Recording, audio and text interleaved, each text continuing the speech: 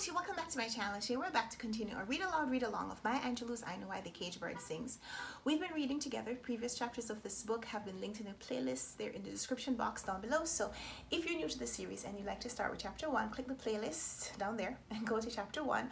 Otherwise, we're up to chapter 31, I think, which in this edition of the book starts on page 260. So if you have a copy of the book, start reading along with me. Otherwise, you could just listen to me read. Chapter 31. Dolores was sitting, it seemed, in the same place as the night before. Her pose was so similar, it was hard to believe she had gone to sleep, eaten breakfast, or even patted her firm hairdo. Dad said sportily, "Hello, kid," and walked toward the bathroom. I greeted her. "Hello, Dolores." We had long dropped the pretense of familial relationship. She responded, briefly but politely, and threaded her attention through the eye of her needle. She was now prudently making cute kitchen curtains, which would soon starchily oppose the wind. Having nothing more to say, I went to my room. Within minutes, an argument ensued in the living area that was as audible to me as if the separating walls were muslin sheets. "Bailey, you've let your children come between us. Kid, you're too sensitive. The children are my children, can't come between us unless you let them." "How can I stop it?" she was crying. "They're doing it." Then she said, "You gave your daughter your jacket." "Was I supposed to let her freeze to death? Is that what you'd like, kid?" He laughed. "You would, wouldn't you?" "Bailey, you know I wanted to like your children, but they..." She couldn't bring herself to describe us. "Why the hell don't you say what you mean? You're a pretentious little bitch, aren't you? That's what Marguerite called you, and she's right." I shivered to think how that revelation would add to her iceberg of hate for me. "Marguerite can go to hell, Bailey Johnson. I'm marrying you. I don't want to marry your children." "More pity for you, you unlucky sow. I'm going out. Good night." The front door slammed. Dolores cried quietly and broke the piteous whimpers with sniffles and a few dainty nose blows into her handkerchief. In my room, I thought my father was mean and cruel. He had enjoyed his Mexican holiday and still was unable to prefer a bit of kindness to the woman who had waited patiently, busying herself with housewifely duties. I was certain that she knew he'd been drinking, and she must have noticed that although we were away over 12 hours, we hadn't brought one tortilla into the house. I felt sorry and even a little guilty. I had enjoyed myself too. I had been eating chicharrones while she probably sat praying for his safe return. I had defeated a car and a mountain as she pondered over my father's fidelity. There was nothing fair or kind about the treatment, so I decided to go out and console her. The idea of spreading mercy indiscriminately, or to be more correct, spreading it on someone I really didn't care about, enraptured me. I was basically good. Not understood and not even liked, but even so, just and better than just. I was merciful. I stood in the center of the floor, but Dolores never looked up. She worked the thread through the flowered cloth as if she were sewing the torn ends of her life together. I said in my Florence Nightingale voice, "Dolores, I don't mean to come between you and my dad. I wish you'd believe me." There, it was done. My good deed balanced the rest of the day. With her head still bent, she said, "No one was speaking to you, Marguerite. It is rude to eavesdrop on other people's conversations." Surely she wasn't so dumb as to think these paper walls were made of marble. I let just the tiniest shred of impudence enter my voice. "I've never eavesdropped in my life. A deaf person would have been hard put not to hear what you said. I thought I'd tell you that I have no interest in coming between you and my father. That's all." My mission had failed and succeeded.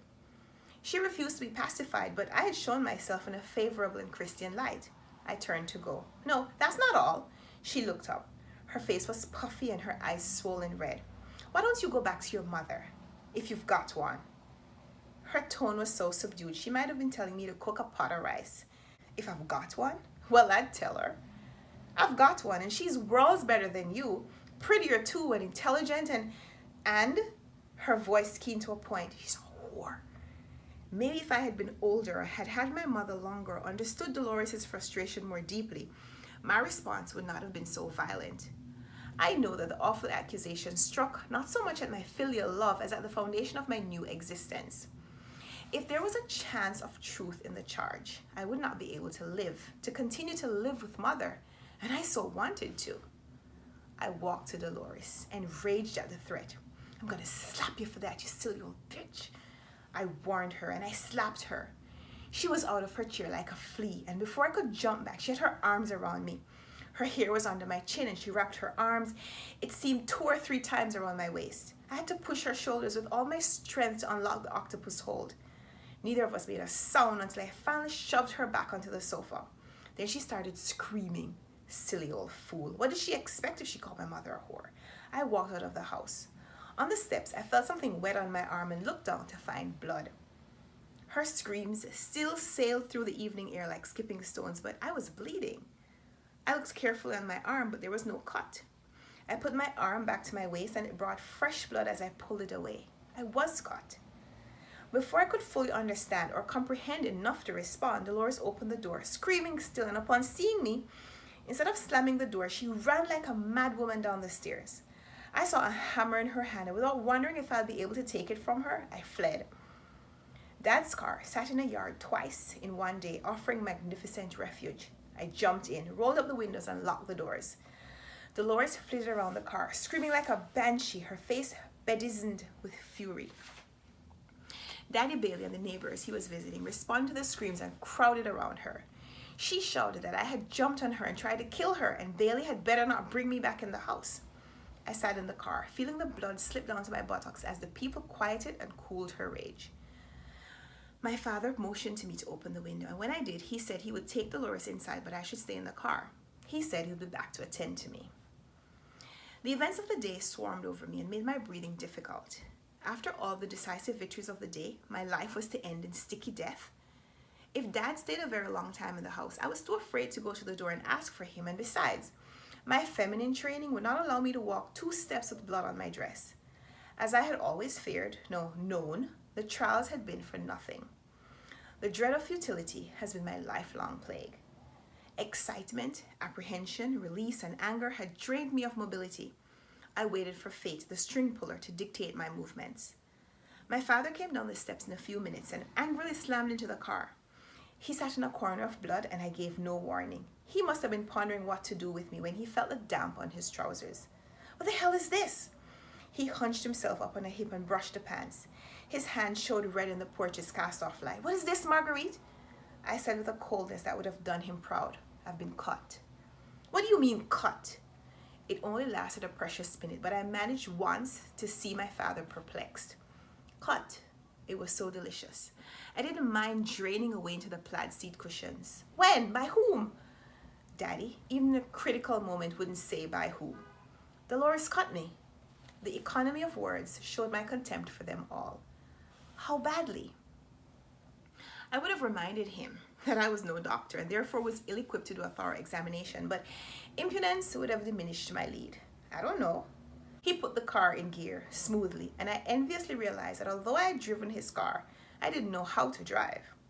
I thought we were en route to an emergency hospital, and so, with serenity, I made plans for my death and will.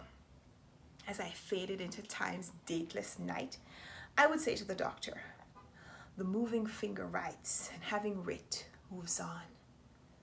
And my soul would escape gracefully.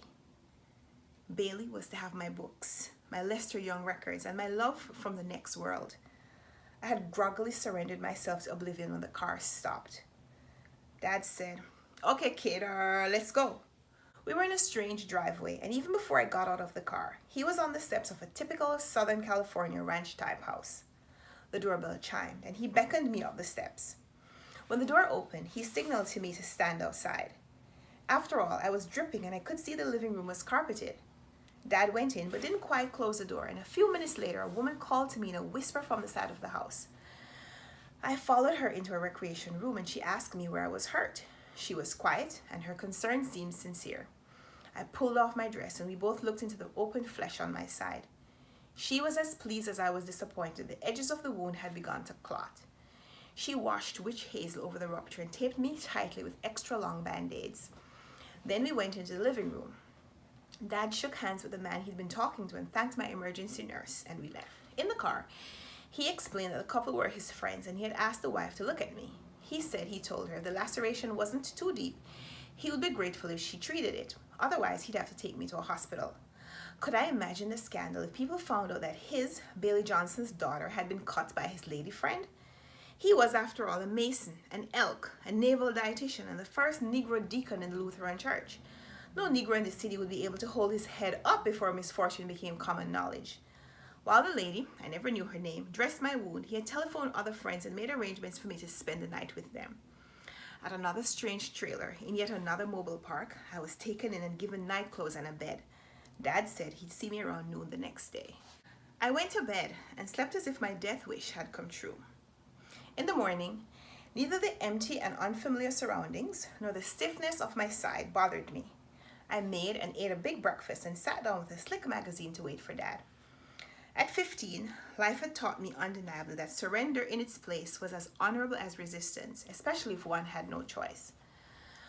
When my father came, with a jacket thrown over the striped cotton uniform he wore as a naval dietitian, he asked how I felt, gave me $1.50 and a kiss, and said he'd drop by late in the evening.